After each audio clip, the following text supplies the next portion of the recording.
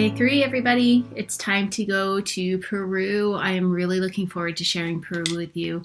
Peru is one of my favorite places that I've ever had the blessing to travel to. If you ever get a chance, I highly recommend it.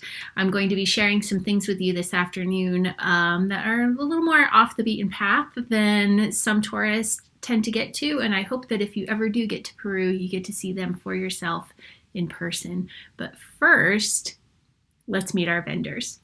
Our first vendor today is Huayhuasi. Huayhuasi is a fair trade artisanal brand that produces handmade, timeless pieces with Peruvian twists. They pay fair wages to 7 artisans in Huaycan, Peru, who work together to share their talents with the wider world. I have an example of one of their pieces here. This is the Daria Crossbody Bag. It's called Daria because it was woven by their weaver named Daria. We actually have a coin purse version of this bag that matches this bag that's going live on OI Fiber Festival on Instagram. That is a giveaway from Huayhuasi, so make sure that you get over there and check that out. But you can see this is an alpaca blend yarn that Daria has woven on her own loom. It's sewn. It has a nice long crossbody strap that you can wear, and it sits well at the hip.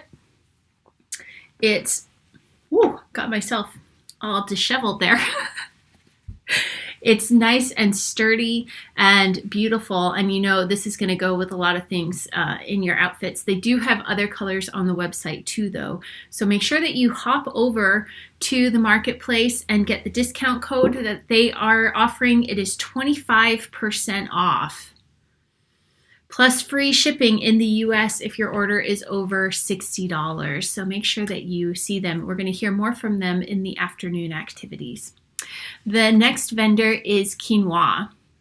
Quinoa is a family-owned company committed to sustainability, ethical production practices, and good design.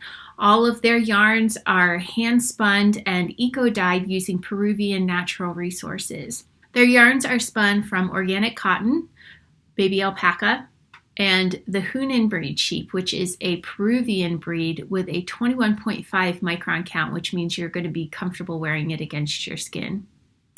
Make sure that you look for them in the marketplace. They are offering a 10% discount with a further discount if you buy 10 or more skeins. So make sure that you go ahead and add those skeins and see what kind of discount you're going to get from them.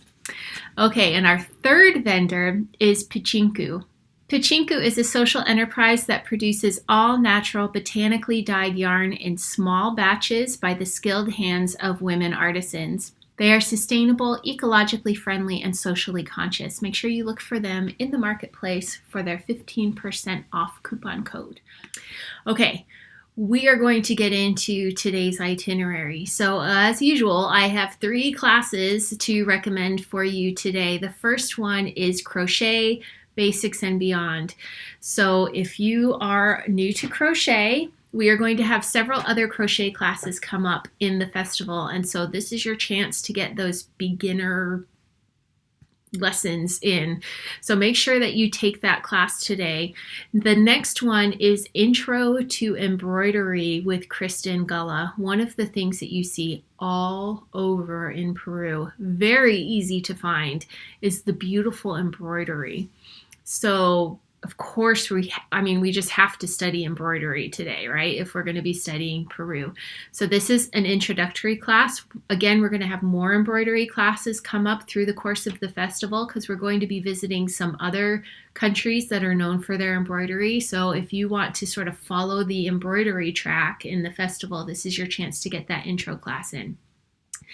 And the third one is Knit Faster with Peruvian Knitting with Andrea Wong. Now, Peruvian knitting is a local technique. It is a way to hold your yarn and position your project that produces, requires you to make a different motion than what we normally do in continental or English methods.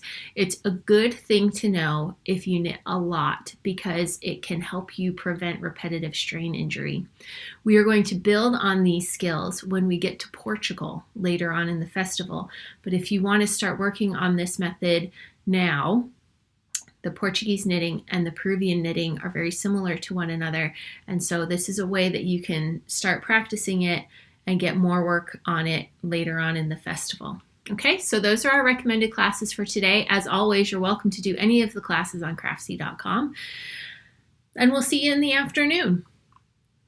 Okay, our afternoon classes. Now, I may have gotten a little carried away because, as I said, I love Peru. Peru was one of my bucket list visit places as I was growing up as a kid. I remember sitting in the library looking at a book and reading about the Nazca lines and thinking, in order to see these, you have to be in an airplane.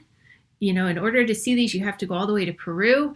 And as a child in the early 80s, that was literally impossible. There was no way I could ever see myself getting to do those. And now it's something that is within reach for a lot of people. And it was one of those things when I finally got to do it, it was just like, it was amazing, you know, amazing childhood dream coming true. And so much of that happened on the trip to Peru that I have a lot of videos to share with you, because I really want you to get a sense of what a wonderful country this is.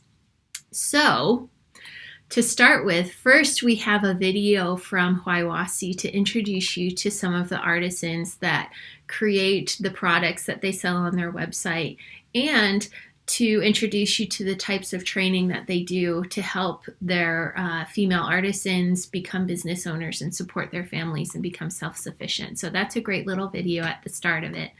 The next video is called Weaving in Peru, and they take the fiber from the animal and end with a scarf in 7 days, and they take you through all the steps of that. It's a beautiful, calm, relaxing video that's also very informative.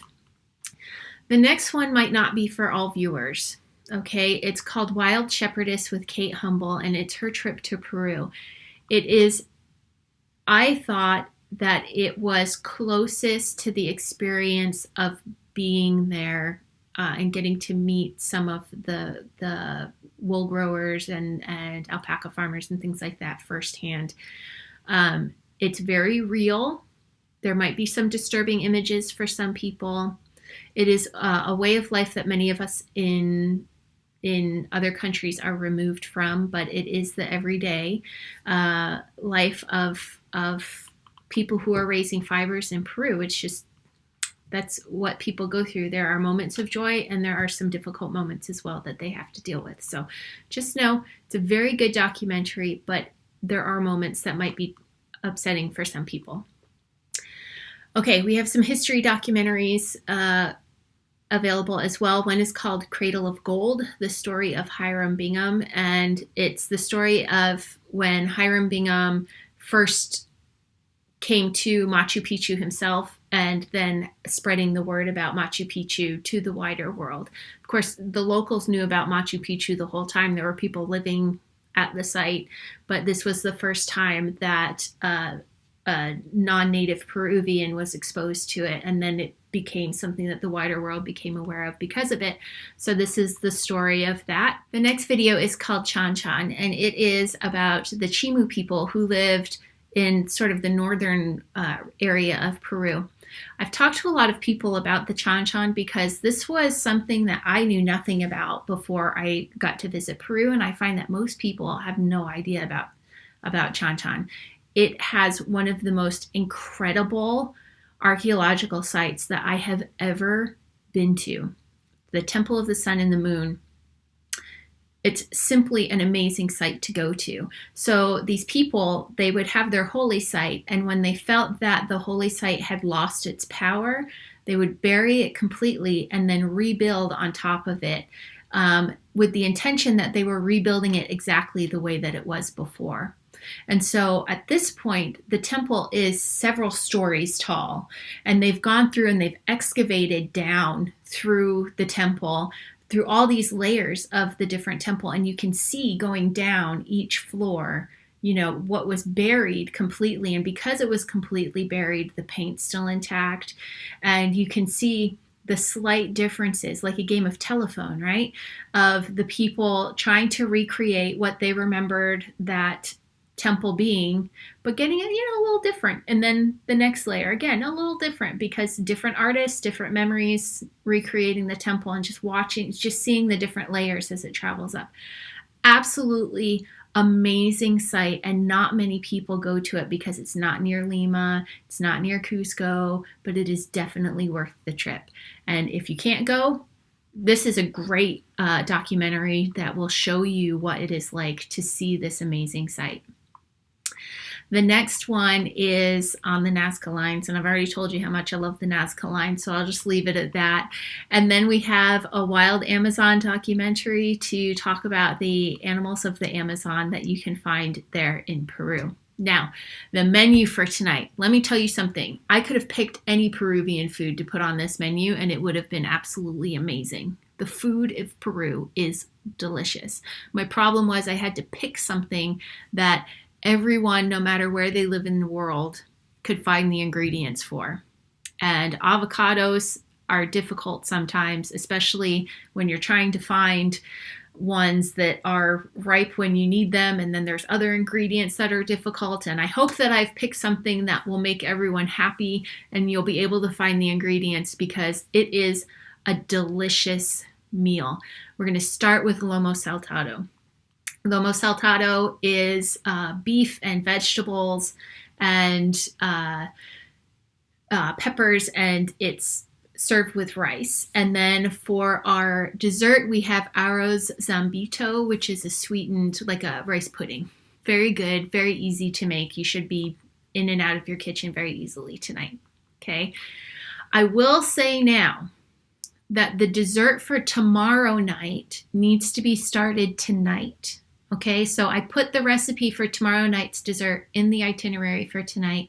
And it's one of those things, it just needs to be prepared and baked, and then it needs to set aside overnight so that it's ready to be constructed into the dessert. So this is a light enough cooking night that you should also be able to do that preparation work for tomorrow's dessert. Okay, now evening entertainment. We are going to have 2 concerts, because they're both kind of short, with a Peruvian band called Nova Lima. Now, Nova Lima, they are an Afro-Peruvian band. They incorporate electronica and other modern genres, and they have a very nice sound to them. I hope that you enjoy them. I will see you tomorrow when we visit Japan, which is another favorite country. So enjoy yourselves today. Make sure you go out and get some exercise, enjoy your classes, and I hope that you learned something today about this wonderful country called Peru. See you later, everyone.